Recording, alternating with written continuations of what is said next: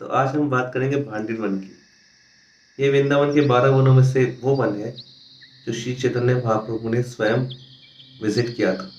भक्ति रत्नाकर कहता है कि जब राम घाट पार करते हुए राघव पंडित, श्रीनिवास ठाकुर और नरोत्तम दास ठाकुर भांडिर वन की सुंदरता को देखे तो वो भांडिर वन में आने के लिए बहुत उत्सुक हो गए। कृष्ण और बलराम यहाँ पे अपनी गैया चराने अक्सर आते थे और फिर बहुत ही अन्य लीलाएं होती थी। एक लीला में ग्वाल वालों को प्यास लगी तो भगवान ने एक कुआं वहां पे बनाया जिससे कि जल दिया ग्वाल वालों को। फिर एक ही लीला ऐसी थी कि जब कंस के द्वारा भेजा के दैत्य प्रलंबासुर एक ग्वाल बाल का रूप लेके कृष्ण बलराम के साथ खेलने के लिए आया। उस समय कृष्ण और बलराम अलग अलग ग्रुप्स में खेल रहे थे। एक ग्रुप का लीडर थे बलराम, एक ग्रुप के लीडर थे कृष्ण। तो बलराम का ग्रुप जीता और शर्त ये थी कि हारने वालों को अपने कंधे पे ले जा जीतने वालों को ले जाना होगा। तो कृष्णा के कंधे पे चढ़े श्रीधाम और कृष्ण को लेके गए। और इसको अक्सर हम बोलते हैं घुड़सवारी की तरह। और इसी तरह बलरामासुर के कंधे पे चढ़े बलराम जी और फिर बलराम जी को बलरामासुर ले जाने लगा। अब बलराम जी इनका नाम ही कहता है कि जो बल में श्रेष्ठ है। तो बलराम जी के वजन से बलरामासुर को लगा कि तो बहुत भारी लग रहा है।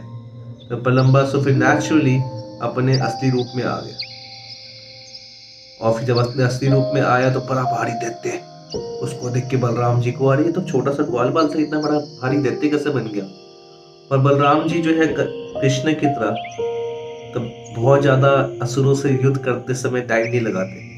बलराम जी ने एक मुष्टि प्रहार किया और उस असुर को मार दिया। ये असुर वास्तव में जो है काम वासना को और प्रस्तुत करता है बलरामासुर। और बलराम जी जो आदि गुरु है, क्योंकि वो बलराम जी दिखा रहे कि कैसे गुरु की कृपा से हमारे सारे अनर्थ नष्ट होते हैं और फिर हम राधा कृष्ण की लीला को समझ सकते हैं अथवा कृष्ण बलराम की लीला को समझ सकते हैं। और इसी भांडिर वन में फिर और लीला होती है, जैसे कि राधा कृष्णा की रेसलिंग कंपटीशन। और आप गैस मारिए कौन जीता होगा वो रेसलिंग।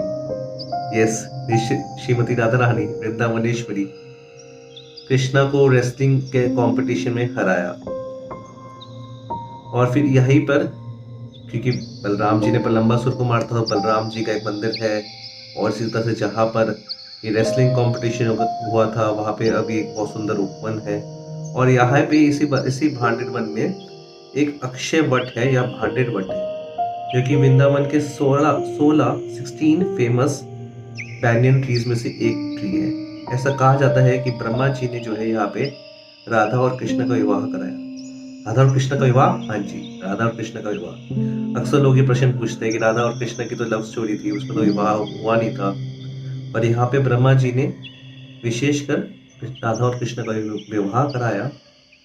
और इसी भांडिर वट के तट के क्या बोलेंगे, तट के तलहटी में, वहीं पे वही तट के अंदर, तट के भांडिर वट के पेड़, जो अक्षय वट के पेड़ के नीचे उन्हें ब्रह्मा जी ने राधा और कृष्ण का विवाह कराया।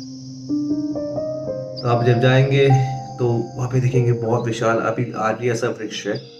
और इस और लोकल लाइट्स कहते हैं यहाँ पे कि इसी अक्षय वट के अंदर, भांडिर वट के नीचे और भी बहुत सारी लीलाएं हुई है। जैसे कि एक ब्रजवासी का कहना था वहां पे कि ये वही वृक्ष है जिसके नीचे कृष्णा जब अपनी लीला को समाप्ति कर रहे थे तो वो यहाँ पे आके बैठे।